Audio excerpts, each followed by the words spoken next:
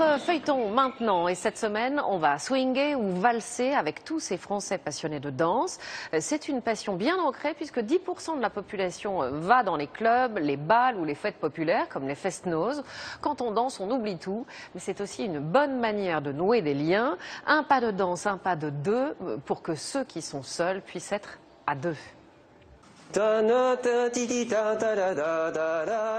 Pour Erwan Guilleneuf, la magie vient plutôt du groupe.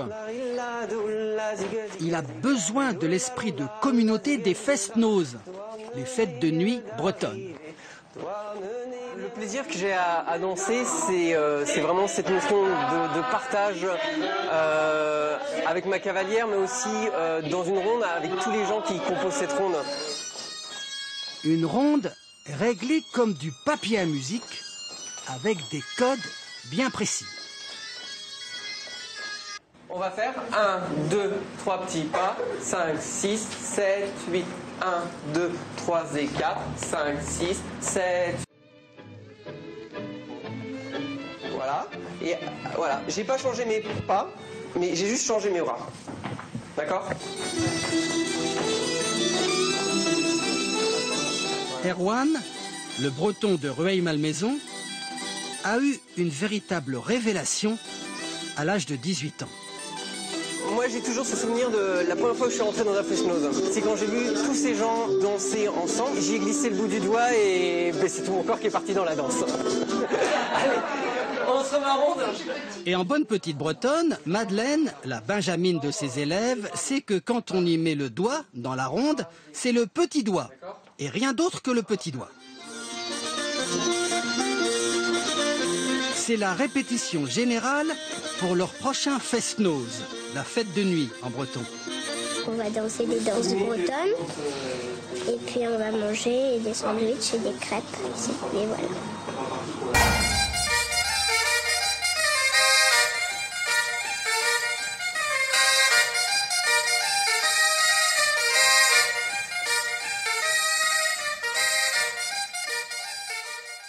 Suite et fin de notre feuilleton. Je vous rappelle que cette semaine, nous avons suivi des passionnés de danse. Ils s'entraînent pendant des heures pour briller sur les parquets. Et aujourd'hui, justement, c'est un peu l'épilogue avec le grand bal du tango argentin et le fest-noz breton. Deux danses qui sont désormais inscrites au patrimoine de l'UNESCO comme des monuments.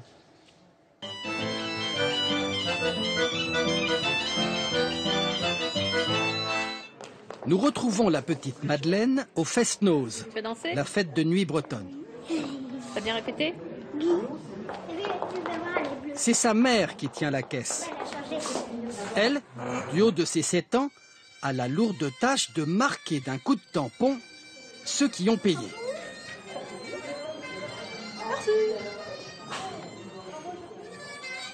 Le bal n'a pas encore commencé. Les musiciens font les derniers réglages de son. Je vais nous mettre un tout petit jeu de guitare. Le fest-noz vient d'être mis à l'honneur par l'UNESCO.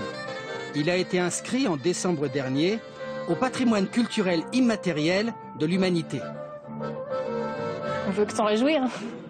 Il n'y a pas que les pierres qui doivent être reconnues, il y a aussi les pierres au sens figuré, celles que tous les danseurs apportent à chaque fois qu'il y a un fest-noz. Madeleine et son amie Nolwenn sont de dignes représentantes de ce patrimoine culturel breton. Qu'est-ce que tu as mis comme robe? Une robe de guéménée, si je ne me trompe pas. Robe de Quimperlé pour Nolwenn et maintenant en piste. Sur une autre planète, ces danseurs de tous âges. Madeleine et Nolwenn en tête.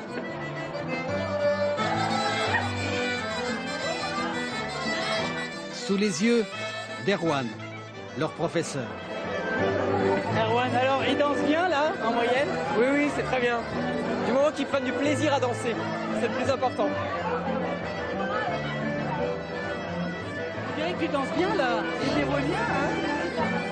C'est parce que je me suis assez entraînée. Ah oui. Gavottes et polkas vont s'enchaîner jusqu'à 1 h du matin. Mais les danseurs ne sentent pas la fatigue.